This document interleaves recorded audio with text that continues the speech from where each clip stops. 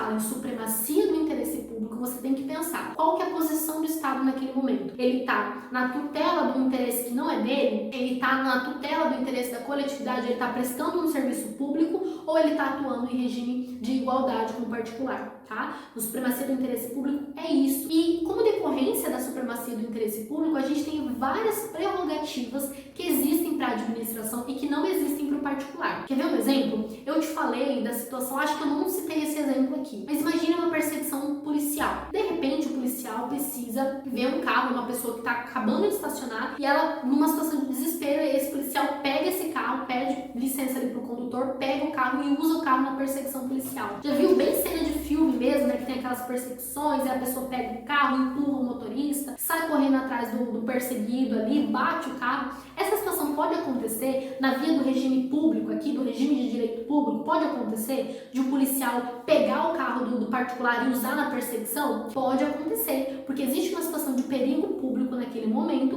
que vai justificar que o Estado se aproprie do patrimônio do particular. Nesse momento você deve estar grilado comigo falando, tá, mas então o Estado pode pegar meu carro, fazer o que bem entender e eu vou arcar com prejuízo? Não. Nesses casos, se houver dano no uso do patrimônio particular, a administração pública vai ser obrigada a pagar e a indenizar aquele prejuízo que o particular sofreu. Claro que sim. Mas veja que ainda assim é um poder muito grande. Você, particular, não tem o poder de se apropriar do patrimônio de uma outra pessoa numa situação de perigo para você, entende? Você vai ser responsabilizado por isso, né? Existe até um crime, um tipo penal que é o crime de dano, né? Claro que existem outros elementos que a gente não vai entrar agora no momento, né? Porque é uma situação de direito penal completamente diferente, mas você, particular, não tem a prerrogativa que a administração tem de se apropriar do patrimônio de outra pessoa numa situação de perigo público. O poder público tem. Mas vai além disso, tá? Não vamos pensar só numa situação de perigo público. Vamos pensar numa situação de interesse público mesmo. Quer ver um exemplo? A gente tem uma região ali, um bairro, que precisa muito de uma escola. E aí a administração vai pesquisar ali, né, onde é que ela pode instalar aquela escola. E ela vê que o local mais apropriado para ela instalar aquela escola é na sua residência. Você tem um imóvel, né, que você pode morar, pode ser um imóvel residencial, mas tem um tamanho perfeito, a localização excelente, passa transporte público por ali, e a administração precisa se valer daquele imóvel que é teu, tem matrícula, tá tudo certinho, para poder construir uma escola. Só que acontece que você ama morar nesse lugar. Você mora nesse lugar há muito tempo, você gosta da localização, você mexeu na casa, tá tudo certinho, você acabou de fazer uma grande reforma naquela residência. E aí, o que você acha que vai prevalecer nesse caso? A tua vontade de morar naquela residência ou a necessidade da administração de construir uma escola para atender o interesse daquela população ali? É claro que vai prevalecer o interesse público, o interesse da construção da escola, mas o Estado não pode te tirar da tua casa a qualquer momento sem deixar você de mãos abanando. Claro que ele não pode fazer isso. Então a previsão desses casos de desapropriação mediante uma indenização que seja prévia, justa e em dinheiro. Então indenização prévia, justa e em dinheiro. Porque eu vou atender o interesse público sim, o Estado pode te tirar da sua casa sim, mas ele não pode fazer isso deixando você no prejuízo. Veja que nessas situações a gente tem claramente a situação da vontade do particular diante do interesse público, o interesse privado diante do interesse público no sentido primário mesmo, né, de tutela do interesse da coletividade. Mas existem outras prerrogativas. Vamos falar da terceira prerrogativa, que é a prerrogativa que o Estado tem de convocar particulares para prestar um serviço público específico. Quer ver? Você já foi jurado? Mesário? Pois é, se você foi jurado ou mesário, eu, por exemplo, sempre tentei ser jurado. Então, quando eu era estudante de Direito, eu me cadastrava na plataforma lá do Tribunal de Justiça e torci várias e várias vezes, porque eu frequentava muito, gostava muito de assistir sessão de Tribunal de Júri. Mas eu nunca fui chamada para ser jurado. Agora, normalmente, quem é chamado para ser jurado não gosta de ser jurado do Tribunal do Júri, tá? Não é de um programa de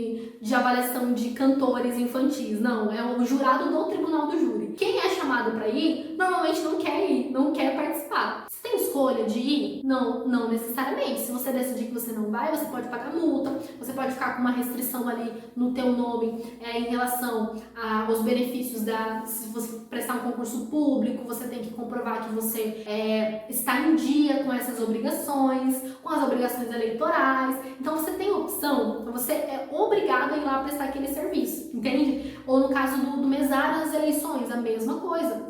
Você não tem opção, você é convocado para prestar aquele serviço. Quer ver um outro exemplo? Prestação do serviço militar obrigatório. Quando o jovem completa 18 anos, ele vai lá, faz o alistamento. Se ele for convocado, ele tem opção de não ir? Ele não tem opção, porque é um serviço obrigatório. Se for por uma questão de liberdade de consciência e de crença, por exemplo, o Estado ele tem que garantir que esse indivíduo possa fazer uma outra coisa no lugar. Então ele vai prestar o serviço militar, talvez ele tenha uma ideologia de ser contra a guerra, de uma ideologia pacifista, então o Estado pode colocar ele para cumprir uma outra função, um serviço alternativo àquilo ali. Mas veja que a gente diz que é um serviço alternativo, mas não é facultativo. Ele vai ter que cumprir do mesmo jeito, entende? Então isso é uma prerrogativa que o Estado tem de obrigar o particular a fazer uma coisa, prestar um serviço que ele não quer prestar naquele momento. Mas existem outras prerrogativas. Por exemplo, no processo judicial, em que a Fazenda Pública figura como parte, os prazos para a Fazenda Pública contestar ou recorrer são dobrados. Existem situações específicas, como por exemplo, se o prazo for próprio para aquela Fazenda Pública,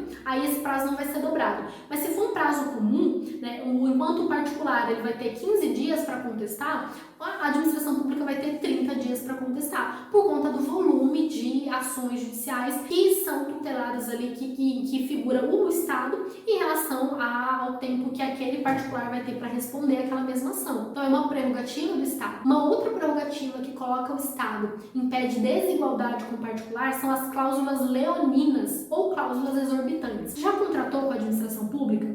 Todo mundo acha um sonho ter a administração pública como cliente, né? Mas você tem que entrar ciente de que existem cláusulas que são exorbitantes. E isso significa que em algum momento você pode se ver diante de uma peculiaridade que jamais aconteceria num contrato privado. Vou te dar um exemplo. Dentro de um contrato administrativo, se a administração parar de pagar o particular, ele é obrigado a permanecer prestando aquele serviço por até 90 dias. Então, o inadimplemento contratual de até 90 dias tem que ser suportado pelo particular, porque parar de prestar aquele produto ou aquele serviço vai gerar um prejuízo para a população que está sendo atendida. Diferente da iniciativa privada, que não tem essa exigência de você suportar o inadimplemento por até 90 dias, entende? Fora outras cláusulas também, como por exemplo a possibilidade de a administração rescindir unilateralmente esse contrato. O particular, se ele quiser rescindir aquele contrato, ele tem que correr no judiciário e buscar uma decisão judicial para liberar ele da obrigação de cumprir aquele contrato, se a administração, obviamente, for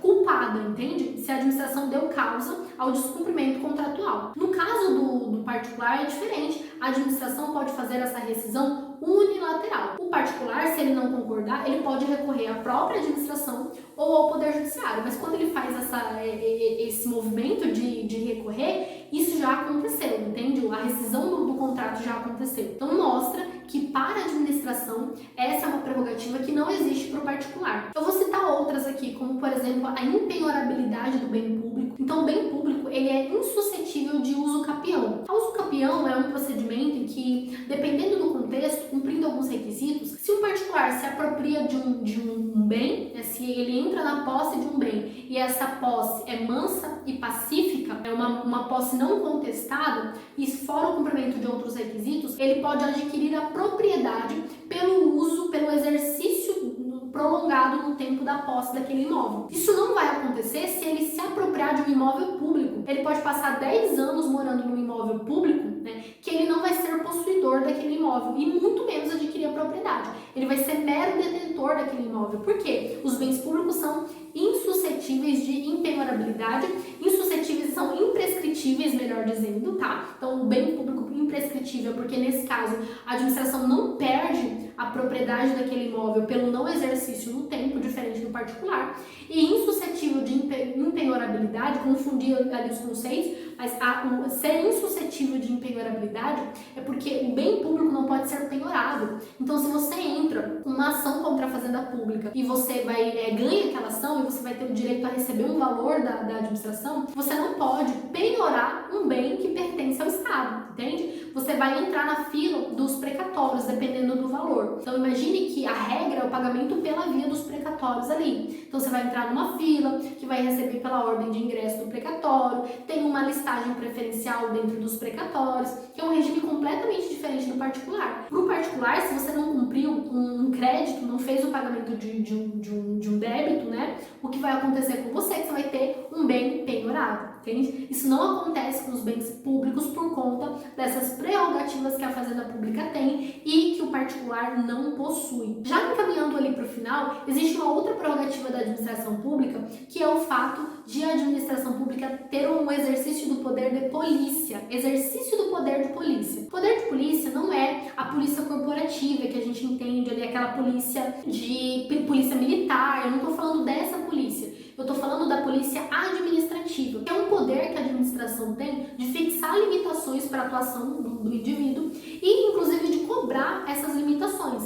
Como no caso que eu falei que você quer construir o teu prédio, né? O teu prédio na beira da praia, ou a tua casa na beira da praia. A administração pública, ela pode estabelecer uma regra limitando a construção daquele prédio até 4 andares, por conta do exercício do poder de polícia. Tá, e o que vai acontecer se você ultrapassar os 4 andares? A administração pública pode ir lá, mandar você suspender aquela obra se ela estiver em andamento e no final mandar você demolir a parte que ultrapassou aquilo que estava previsto na legislação local.